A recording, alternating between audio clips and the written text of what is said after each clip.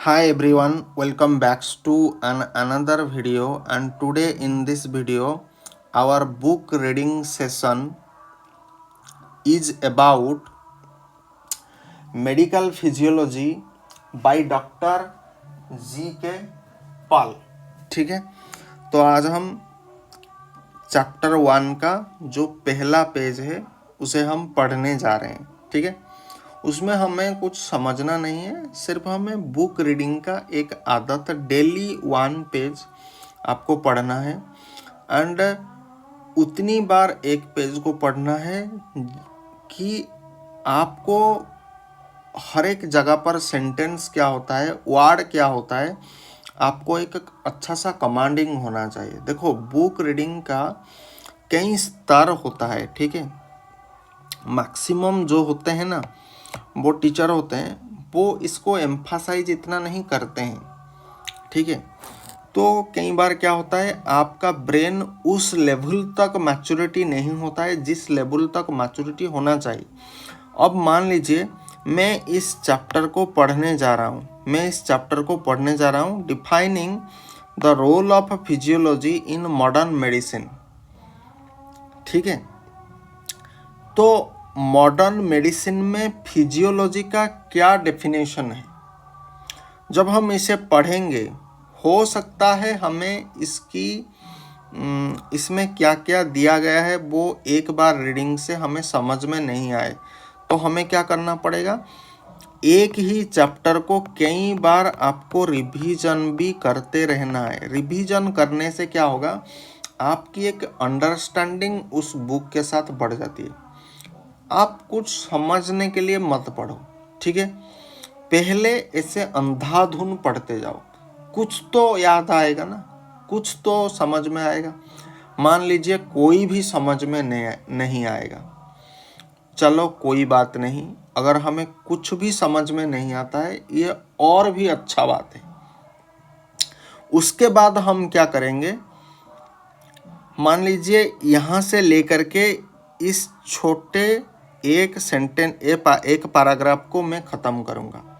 अब इसी पैराग्राफ में फिजियोलॉजी का मीनिंग क्या है, मेडिकल फिजियोलॉजी का मीनिंग क्या है, तो ऐसे करके जब हम पढ़ते हैं ना, तो एक अंडरस्टैंडिंग हमारा वेल डेवलप होता है. एंड उसके बाद यहाँ पर क्या क्या क्रिटिकल वर्ड आ रहा है, उसको एक रफ नोट में या प्रॉपर इसके लिए फिजियोलॉजी का एक डिक्शनरी, एक नोट मेंटेन करके रखो. सो इस तरह से जब हम पढ़ेंगे तो हमारा ब्रेन एक अलग तरीके से मैच्योरिटी लाएगा. ठीक है, तो ये हमें करना चाहिए.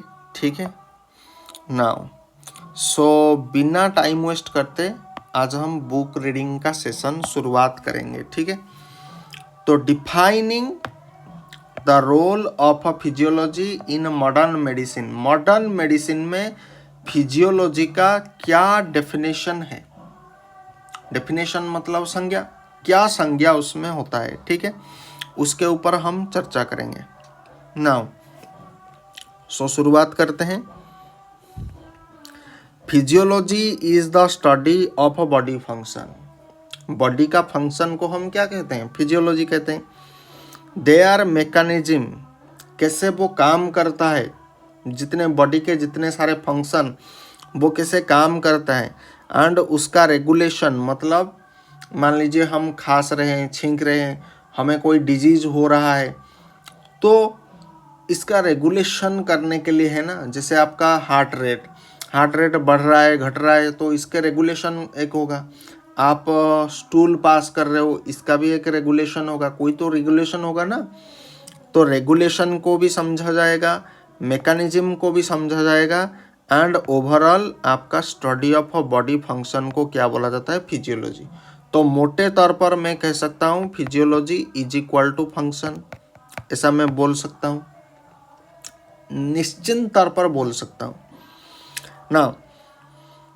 सो एंड वहाँ पर एक चीज आपको इम्पोर्टेंट रखना पड़ेगा, इन ऑल लिविंग ऑर्गेनिज्म, मतलब जिसमें जीवन है उसमें फिजियोलॉजी है. तो फिजियोलॉजी को अगर मैं वन वर्ड में कहूँ फिजियोलॉजी इज इक्वल टू आपका हो गया क्या, फंक्शन इज इक्वल टू क्या हो गया, ऑल लिविंग ऑर्गेनिज्म। क्या ऐसे मैं बोल सकता हूँ, निश्चिंत तौर पर बोल सकता हूँ। एंड ये जो ऑल लिविंग ऑर्गेनिज्म यहाँ पर जो कंसेप्ट आ रहा है, ये होता है इस सेंटेंस का पूरा जान, ठीक है। Now human physiology is the study of a function of a various cell. Human physiology का कहने का ये मतलब नहीं सिर्फ हम हार्ट के बारे में स्टडी करेंगे या किडनी के बारे में स्टडी करेंगे, नहीं, हमारा टोटल बॉडी के बारे में जो स्टडी होता है फंक्शन वाइज, उसका काम कैसे करता है, एंड उसका तीन चीज़ें, फिजियोलॉजी में तीन चीज़ें आता है। पहला जो आएगा मैं यहाँ पर लिख रहा हूँ, पहला जो आएगा वो हमेशा याद रखो, एक तो फंक्शन आएगा, दूसरा जो होता है उसका मैकेनिज्म, मतलब ये कैसे काम करता है, मतलब हार्ट रेट बढ़ रहा है घट रहा है, ये कैसे काम करता है। तीसरा चीज होता है इसका रेगुलेशन। इतना मैं कह सकता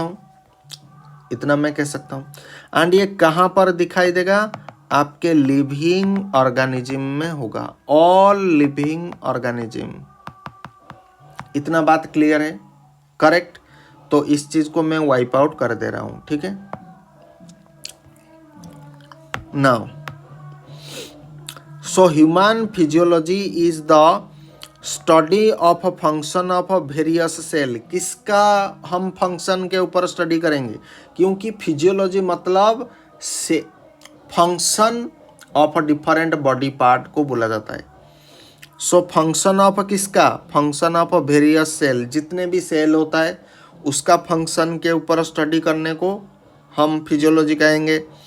ऑर्गन की फंक्शन की स्टडी, मतलब आप हार्ट का कैसे काम कर रहा है, लिवर कैसे काम कर रहा है, ये एक एक ऑर्गन है ना। एंड ऑर्गन सिस्टम मतलब जैसे आपका मान लीजिए किडनी को लेकर के आपका कौन सा सिस्टम बना हुआ है, आपका एक्सक्रीटरी सिस्टम, या जिसे आप यूरिनरी सिस्टम कहते हो। वैसे ब्रेन को लेकर के क्या आपका सिस्टम बना हुआ है, central nervous system. And body के ब्रेन एंड स्पाइनल कॉर्ड को छोड़ करके बाकी जितने भी ऑर्गन साइड में होता है उसे आप क्या कहते हो, पेरिफेरल ऑर्गन। तो इसके बारे में स्टडी, ठीक है। तो ऑर्गन सिस्टम जैसे आपका स्टोमक हो गया, तो स्टोमक को लेकर के कौन सा सिस्टम बना हुआ है, डाइजेस्टिव सिस्टम। ब्रेन को लेकर के कौन सा सिस्टम बना हुआ है, सेंट्रल नर्वस सिस्टम, ठीक है। एंड आपके लंग्स को लेकर के क्या सिस्टम, पल्मोनरी सिस्टम। आपका रेस्पिरेशन लंग्स को लेकर के आपका वहाँ पर ऑक्सीजन का ये होता है ना, तो उसके लिए आपका रेस्पिरेटरी सिस्टम, ठीक है, लंग्स को लेकर के। लीवर को लेकर के आप जितने भी देखोगे आपका मेटाबॉलिक जो सिस्टम होता है, ऐसे बहुत सारे सिस्टम हमारे बॉडी में प्रेजेंट होता है, ठीक है। Now so organ system of a human body, it encompasses the integration and control of organ। मतलब ये क्या करेगा, encompasses करेगा। इंटीग्रेशन मतलब परस्पर के बीच में समन्वय होना चाहिए। Integration and control of organ system काम करना भी चाहिए, ठीक है। That help in smooth functioning of the body system as a single unit. अगर हम रेस्पिरेटरी की सिस्टम बात करें तो ये एक सिंगल यूनिट में काम कर सकते हैं, ठीक है। Medical physiology is the application of a knowledge of a human physiology. Medical physiology क्या होता है भाई, मेडिकल में कोई क्या आपका पशु जाता है, नहीं ना, इंसान ही जाता है। तो medical physiology is the application of a knowledge, मतलब आपके पास जो ज्ञान है अब आप उसको प्रयोग करना है। सो किस बात की ज्ञान होना चाहिए, आपके ह्यूमन फिजियोलॉजी, मतलब ह्यूमन का बॉडी कैसे काम करता है। तो ह्यूमन फिजियोलॉजी का जो ज्ञान है, अगर हमें किसी जगह पर अप्लाई करेंगे तो जाकर के हम इसे कह सकते हैं medical physiology. In the management of a dysfunction, मतलब कोई ऑर्गन ठीक से काम क्यों नहीं कर रहा है, तो इसका उत्तर आपको फिजियोलॉजी देगा। Management of dysfunction and disease in human beings, तो फिजियोलॉजी में आप क्या पढ़ोगे, मेडिकल फिजियोलॉजी में क्या पढ़ोगे, आपके पास जो ज्ञान है उस ज्ञान से आप क्या करोगे कि ये डिसफंक्शन क्यों हुआ, लीवर खराब क्यों हुआ, लीवर में डिजीज क्यों हुआ, तो जब ये आपको सारी बात पता चलेगी तब जाकर के आप क्या होंगे, एक अच्छा डॉक्टर होंगे, तब जाकर के आप अपने पेशेंट को सही दवाई दे सकते हो। Correct. Now in essence human physiology is similar to the physiology of other mammals and vertebrae। तो हम mammals में आते हैं, तो in essence human physiology is similar to the physiology of other mammal and vertebrate। However, as human beings is the highest creation in hierarchy of nature's evolution, the physiological process that governs humans' life are more refined and developed. Nevertheless, the development of a human mind and vital and their profound influence on body function have made human physiology more elaborate। ठीक है, तो ये basically बात कर रहा है कि human physiology किस तरह से हम गॉड के क्रिएशन में या फिर इस यूनिवर्स के क्रिएशन में कैसे हम एक इम्पोर्टेंट रोल प्ले करते हैं। भले ही फिजियोलॉजी ऑल लिविंग ऑर्गेनिज्म को समझाएगा, लेकिन उनमें से ह्यूमन फिजियोलॉजी बहुत खास है, क्योंकि जितने भी प्राणी हैं उनमें से हमारा मस्तिष्क क्या होता है, सबसे उम्दा क्वालिटी का होता है, क्योंकि हम सही गलत का भेदभाव कर सकते हैं, सही गलत को हम पहचान कर सकते हैं, आइडेंटिफिकेशन कर सकते हैं, एंड उसका पर्टिकुलर क्या रास्ता होगा ये हमें पता होता है। ठीक है, बेसिकली इस सेंटेंस का मीनिंग यही है। ठीक है, therefore treatment of a human disease not only require knowledge in physiology and medicine but also understand the human behavior, but also understanding of a human behavior। हमें human behavior फिजियोलॉजी का सिर्फ ये मतलब नहीं कि हम ट्रीटमेंट करेंगे human disease का, and not only require knowledge, सिर्फ हमें नॉलेज के लिए ये नहीं पढ़ रहे हैं। अगर आपको कोई पूछेगा कि फिजियोलॉजी आप क्यों पढ़ते हो, तो सिर्फ हम नॉलेज के लिए फिजियोलॉजी नहीं पढ़ते हैं। या फिर मेडिसिन के बारे में देखो, एक अच्छा डॉक्टर वही बन सकता है जिसके पास फिजियोलॉजी का नॉलेज है। अगर आप फिजियोलॉजी को नहीं पढ़ेंगे तो आप फार्माकोलॉजी को भी नहीं समझ पाएंगे। अगर आपको फिजियोलॉजी को पढ़ना है तो आपका ह्यूमन एनाटॉमी एंड फिजियोलॉजी ये कॉम्बिनेशन में चलना चाहिए, क्योंकि ह्यूमन एनाटॉमी में हम बेसिकली क्या पढ़ते हैं, स्ट्रक्चर पढ़ते हैं। तो स्ट्रक्चर, मान लीजिए हमारे पास एक स्ट्रक्चर है किडनी, तो किडनी के स्ट्रक्चर के बारे में हमने डिटेल में पढ़ा। अब किडनी कैसे काम करता है ये पढ़ेंगे हम फिजियोलॉजी में, यही तो बात है ना। हम फिजियोलॉजी में क्या पढ़ेंगे, किडनी के फंक्शन पढ़ेंगे, लेकिन किडनी के स्ट्रक्चर कहाँ पर पढ़ेंगे, एनाटॉमी में पढ़ेंगे। क्योंकि हम ह्यूमन हैं तो हम ह्यूमन एनाटॉमी के बारे में स्टडी करेंगे। सो ये दोनों अगर आपका सही होगा तब जाकर के आप फार्माकोलॉजी में एक्सेल कर पाओगे। एंड यहाँ पर जो जो वर्ड आया है ना, तो आप छोटे छोटे वर्ड को पकड़ो। यहाँ पर एसेंस का मीनिंग क्या हो गया, ऐसे बहुत सारे आएगा। हायरार्की का मीनिंग हो गया। तो ऐसे वर्ड पावर जब आप बिल्ड करते जाओगे ना, तो पाठ आपका इंटरेस्टिंग होगा, नहीं तो नहीं होगा। ठीक है, सो फिजियोलॉजी पढ़ने से हमें क्या एक सीख मिलता है कि हम ह्यूमन बिहेवियर को स्टडी कर पाते हैं। ठीक है, अगर किसी को रोग हुआ है तो क्यों रोग हुआ है ये हम पता लगा पाते हैं। ठीक है, now physiology for learning medicine. Medicine को सीखने के लिए फिजियोलॉजी हमारा कैसे सहायक सिद्ध हो सकता है। ये तो बात है ना। तो फिजियोलॉजी क्या होता है? Mother of medicine. मतलब मेडिसिन का अगर कोई माँ कहेगा तो मेडिसिन का माँ होता है फिजियोलॉजी। ठीक है ना। Physiology provides the essential knowledge to understand the process of homeostasis. ठीक है, फिजियोलॉजी क्या करता है? हमें एसेंशियल नॉलेज देता है, जो हमारे लिए बहुत जरूरी है होता है, अत्यावश्यक ज्ञान जो होता है होम्योस्टेसिस के बारे में देता है। ठीक है, मान लीजिए होम्योस्टेसिस एक ऐसा टर्म आ गया, तो बुक रीडिंग करने से हमें क्या होता है, कई टर्म जो हमें पता नहीं होता है हमें वो पता हो जाता है। दूसरा बात, आप क्या करोगे, बुक रीडिंग के बाद आप ऐसे राइटिंग भी करो। राइटिंग प्रैक्टिस करने से क्या होगा, मान लीजिए यहाँ पर होम्योस्टेसिस आपने देखा है, तो इस होम्योस्टेसिस को ऐसे लिखो, होम्योस्टेसिस। ठीक है, होम्योस्टेसिस। तो आपका क्या हो गया, रीडिंग्स प्रैक्टिस हो गया, राइटिंग प्रैक्टिस हो गया।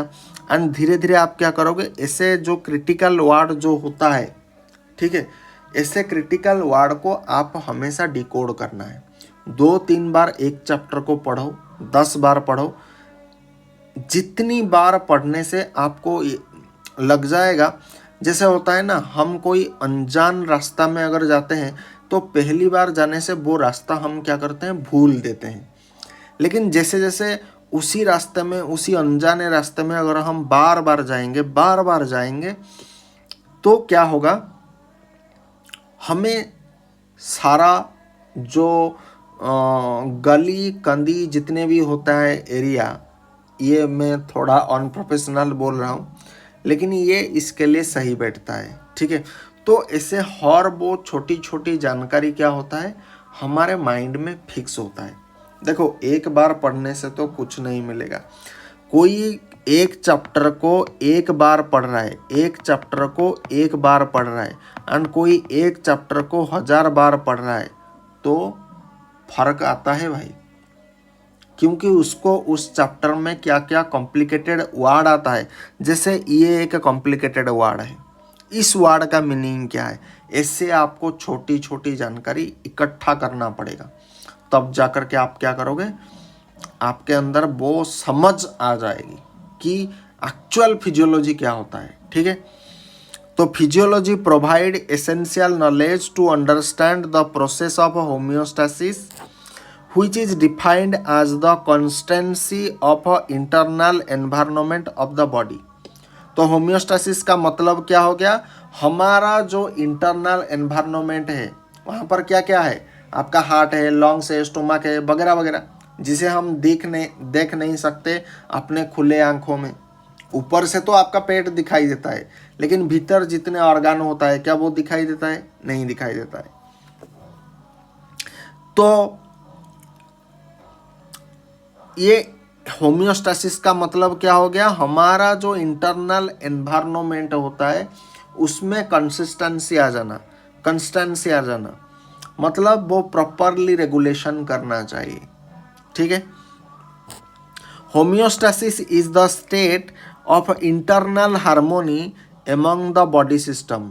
तो ऐसा नहीं, देखो हार्ट भी लंग्स के ऊपर डिपेंड है, हमारा हर एक सिस्टम के साथ इंटीग्रेट करके चल रहा है। एक सिस्टम खराब होगा तो दूसरे सिस्टम में उसका असर देखने को हमें मिलता है। तो जब भी आप किसी रोग को आइडेंटिफाई करोगे, पहले आपके दिमाग में ये थॉट प्रोसेस आना चाहिए, एक्चुअली में ये रोग हमें हुआ क्यों।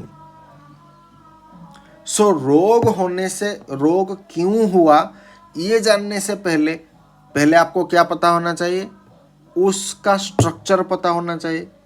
दूसरा, उस स्ट्रक्चर का फंक्शन पता होना चाहिए। तीसरा क्या होना चाहिए कि इसका क्या क्या कारण है, पॉसिबल कारण क्या है जिसके कारण ये रोग हुआ है, एंड हम उसे कैसे क्लियर कर सकते हैं। उस पॉसिबल जो थ्रेट, लाइफ थ्रेटनिंग कंडीशन हो या फिर एबनॉर्मलिटी जो कुछ भी हो, वो क्यों हुआ है। जब हम कारणों को जानेंगे तभी हम क्या करेंगे, निराकरण करेंगे, उसका उपाय ढूंढेंगे। ठीक है, तो homeostasis is the state of internal harmony among the body system. Disease is an expression of a functional disharmony of the system that usually occurs due to prolonged disturbance of any kind. ठीक है, तो ये यहाँ पर ये बोल रहा है कि disease is an expression of a functional disharmony. मान लीजिए किडनी जैसा काम करना चाहिए था वो ऐसा काम नहीं कर रहा है।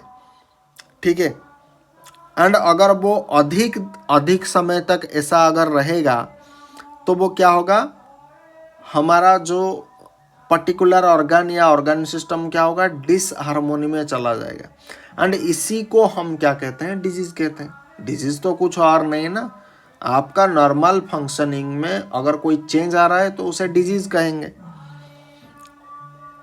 तो disease is an expression, disease एक क्या होता है, एक एक्सप्रेशन होता है of functional disharmony of the system that usually occur due to the prolong disturbance of any kind. Understanding the nature of disturbance is the central to comprehend. यहाँ पर देखो एक वर्ड आ गया, कॉम्प्रीहेंड। कॉम्प्रीहेंड का मतलब क्या है, ये आपको धीरे धीरे ऐसे जब पढ़ोगे ऐसे वर्ड आपको देखने को मिलेगा। तो कॉम्प्रीहेंड का मतलब क्या होता है, कॉम्प्रीहेंड द पैथोफिजियोलॉजी। यहाँ पर देखो पैथोफिजियोलॉजी आ गया, छोटे से छोटा वर्ड हो, बड़े से बड़ा वर्ड हो, आपको पता होना चाहिए। Pathophysiology, patho means disease, disease का फिजियोलॉजी मतलब डिजीज का फंक्शन क्या है। ठीक है, pathophysiology of a disease and a physiological basis of management of the disease। Physiological basis मतलब मान लीजिए हार्ट में कोई अबनॉर्मलिटीज आ गया, हार्ट ठीक से काम नहीं कर रहा है, तो हम क्या करेंगे, इसका फिजियोलॉजिकल बेसिस में हम क्या ट्रीटमेंट कर सकते हैं। ठीक है, मान लीजिए अगर मैं यूरिनरी सिस्टम की अगर बात करूं, आपको अधिक परिस्रा होता है, तो पहले आपको क्या समझना चाहिए कि परिस्रा नॉर्मल कितना होता है, परिस्रा कम कितना होता है, ये डाटा आना चाहिए। एंड परिस्रा अगर अधिक हो रहा है तो इसका कारण क्या है, एंड परिस्रा अगर कम हो रहा है इसका कारण क्या है। तो कारण को अगर हम जानेंगे तो निराकरण हम आराम से कर पाएंगे। ठीक है, therefore to learn any branch of medicine, it is essential to acquire the basic knowledge of a systemic physiology related to the specialist। ठीक है, जैसे आपके स्पेशलिस्ट होगा उस हिसाब से आपको फिजियोलॉजी के ऊपर कमांड होना चाहिए।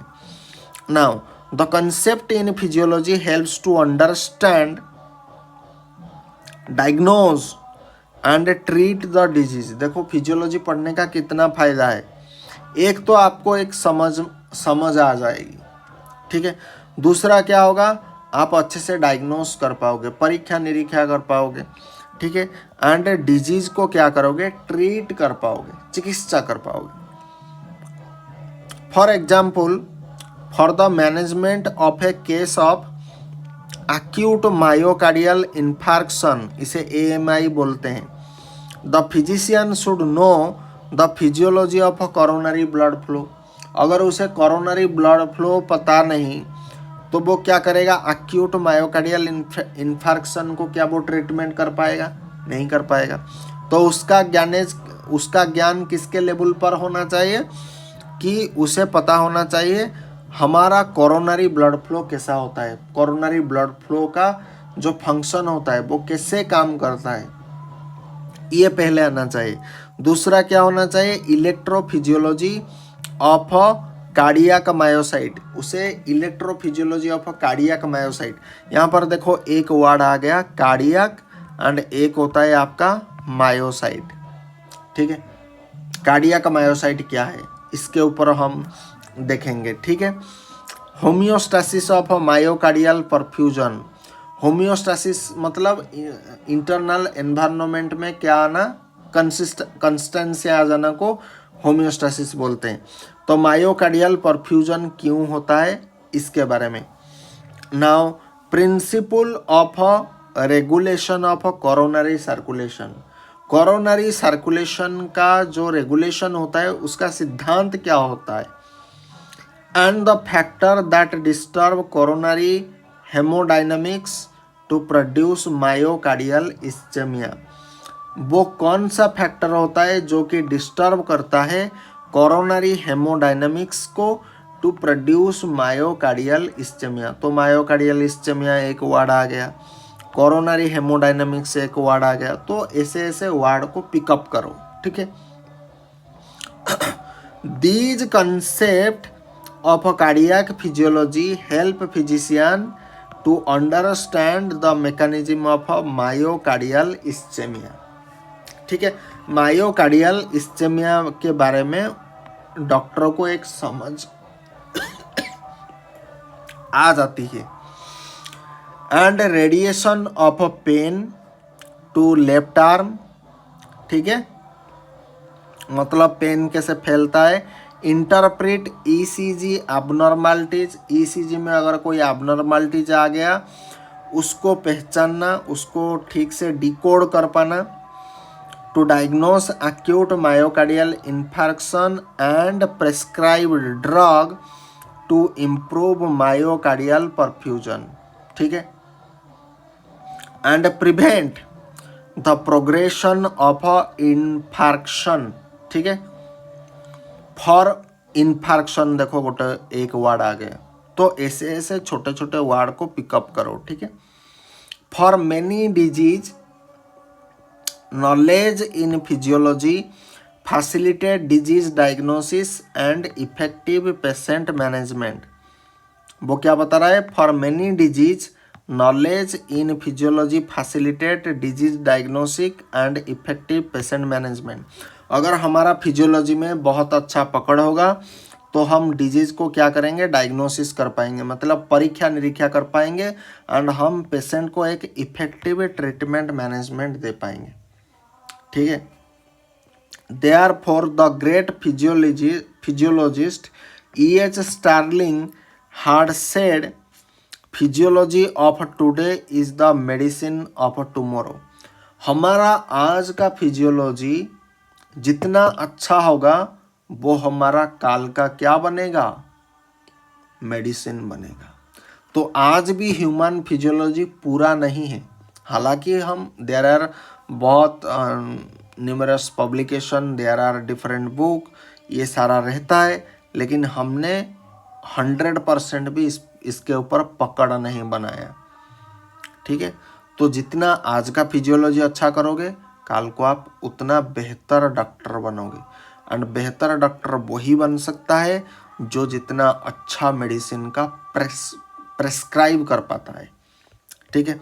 तो साइंटिस्ट क्या होते हैं? ये भाई यार्नस्ट हेनरी स्टार्लिंग 1866 से 1927 के बीच में इनका कैरियर रहा है।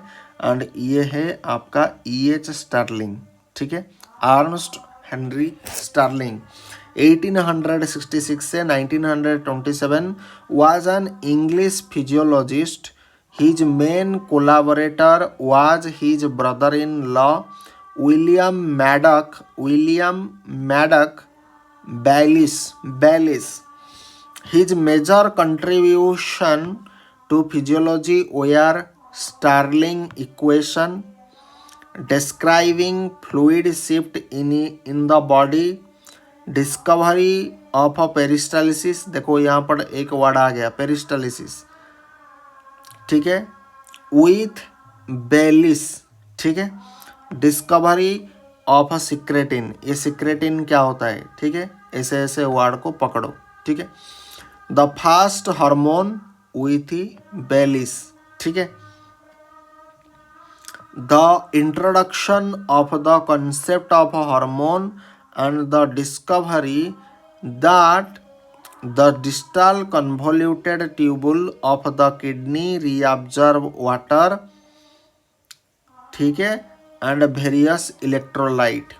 Starling is most famous for developing the Frank-Starling law of the heart, presented in 1915 and modified in 1919. He is died in 1927 at the age of 61 years. A practitioner should have the basic knowledge in physiology to become a good physician. अगर कोई doctor बन रहा है, doctor की practice कर रहा है, तो उसे बेसिक नॉलेज होना चाहिए फिजियोलॉजी में to become a good physician. अगर उसका फिजियोलॉजी में पकड़ अच्छा नहीं होगा ना, वो इधर उधर का मेडिसिन लिखेगा, फिर पेशेंट का कोई रोग ट्रीटमेंट अच्छे से नहीं कर पाएगा, फिर यही पेशेंट किसी दूसरे अच्छे डॉक्टर के पास जाएंगे। तो पार्ट तो सबके लिए एक जैसा है, लेकिन कौन कितना ग्राब करता है ये बहुत इंपॉर्टेंट बात है, ठीक है। Also a physiologist by virtue of his knowledge and experience is naturally A good physician. आपने देखा होगा, सिर्फ काम करने से आपको एक्सपीरियंस तो मिल जाएगा, लेकिन नॉलेज नहीं मिलेगा। नॉलेज मिलने के लिए आपको बुक पढ़ेगा। मतलब आपका थियोरी विथ प्रैक्टिकल, ये दोनों चीज़ जब आपका पूरा 100% रहेगा, तब जा करके आप एक अच्छा फिजिशियन बन सकते हो, ठीक है। तो नॉलेज भी बहुत ज़रूरी है। देयरफॉर आई ऑलवेज प्रोफेस, यहाँ पर देखो प्रोफेस वर्ड आ गया। तो प्रोफेस का मीनिंग क्या है? छोटे छोटे टर्म को पकड़े जाओ, आराम से आपका फिजियोलॉजी बेटर होगा, ठीक है। Therefore I always profess a good physician is a physiologist and a good physiologist is a physician. एक अच्छा डॉक्टर को हम क्या कह सकते हैं? जिसको लोगों ने माना है कि ये डॉक्टर साहब के पास गया हूँ और इन्होंने मेडिसिन हमें दिया, हमारा रोग ठीक हो गया, तो इसका मतलब ये एक अच्छे फिजियोलॉजिस्ट है, ठीक है। नाउ एंड जो गुड फिजियोलॉजिस्ट होता है, ये भी एक अच्छा फिजिशियन है। तो ये वाइस वर्सा काम करता है। Now for learning medical subject को लर्न करने में फिजियोलॉजी हमें क्या सहायता दे सकता है? A medical student with ample knowledge in physiology easily learns pharmacology and pathology. अगर कोई मेडिकल स्टूडेंट है, मेडिकल स्टूडेंट मतलब सिर्फ MBBS वाला नहीं है, आपके फार्मासिस्ट भी इसमें होते हैं, नर्सेस भी होते हैं। तो जो भी मेडिकल स्टूडेंट होता है, अगर उसका फिजियोलॉजी अच्छा रहेगा तो वो फार्माकोलॉजी इजीली उसे याद रहेगा, फार्माकोलॉजी को वो ज़्यादा अच्छे से सीख सकता है एंड पैथोलॉजी को भी सीख सकता है। मतलब डिजीज़ के ऊपर स्टडी उसे अच्छे से पकड़ आएगा। इन प्रिंसिपल अगर देखा जाए तो pharmacology is the extension of physiology. मतलब पहले क्या आएगा? पहले आपका फिजियोलॉजी आएगा, बाद में आप फार्माकोलॉजी करोगे। पहले क्या होगा? फिजियोलॉजी होगा, ठीक है, एंड बाद में क्या होगा? फार्माकोलॉजी होगा, एंड उससे पहले क्या होगा? आपका ह्यूमन एनाटॉमी।